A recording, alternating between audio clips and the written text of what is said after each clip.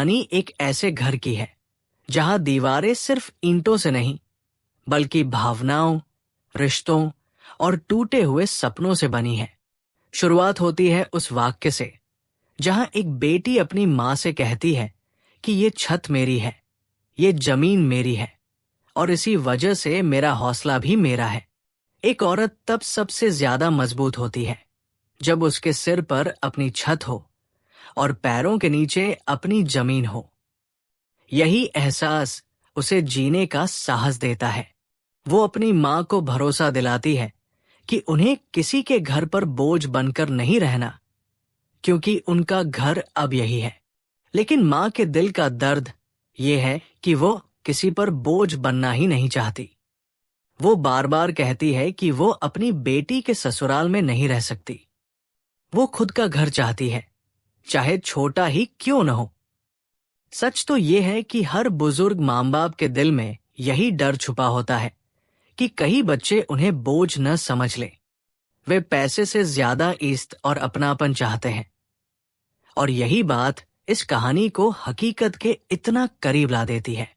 दूसरी तरफ है रिदा, टूट चुकी, थकी हुई और जिंदगी से हार मानती हुई। वो यहां तक कह देती है कि उसे जीना नहीं, मर जाना है। उसकी रिपोर्ट बिल्कुल ठीक आती है, कोई बीमारी नहीं, कोई बड़ा मेडिकल इश्यू नहीं। उसकी असली बीमारी है तनाव, टूटे रिश्ते और लगातार मिला दर्द।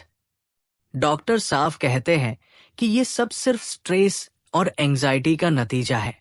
ये कहानी हमें बेहद दर्दनाक सच्चाई दिखाती है कि दिल टूटने की कोई मेडिकल रिपोर्ट नहीं बनती, लेकिन वो इंसान को अंदर से खत्म कर देता है।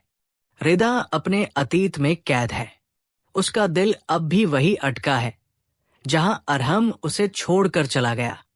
अरहम अपनी नई जिंदगी शुरू कर चुका है, मगर रिदा वही खड़ी है जहां उसका दिल टूट गया था। ये सवाल उठता है कि क्या औरत ही बस अतीत में अटक जाती है या समाज उसे आगे बढ़ने नहीं देता? अरहम की मौजूदगी उसे अंदर से तोड़ देती है, पर दर्शक समझ जाते हैं कि कुछ रिश्ते कागज पर खत्म होते हैं, दिल में नहीं। इस कहानी में फिजा का किरदार सबसे मजबूत दिखाई देता है। वो बहन है, बेटी है, घर की जिम्मेदारी उठाने वाली है और सबसे बढ़कर चुपचाप सहने वाली इंसान है। वो हर बार टूटती हुई रिदा को संभालती है, खुद बिखर कर उसे जोड़ती है।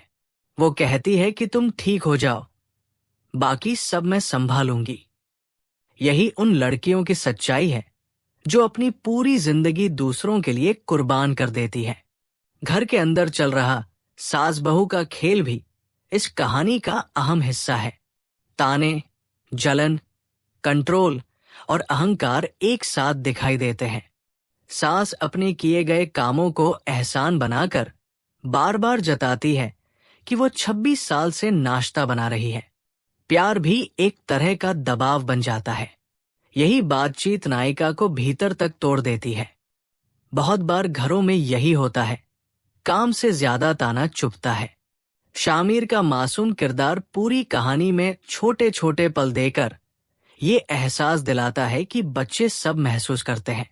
वे चुप रहते हैं, मगर घर का हर तनाव उनके दिल में उतरता चला जाता है। ये कहानी दिखाती है कि घर का जहरीला माहौल सबसे पहले बच्चों को चोट पहुंचाता है।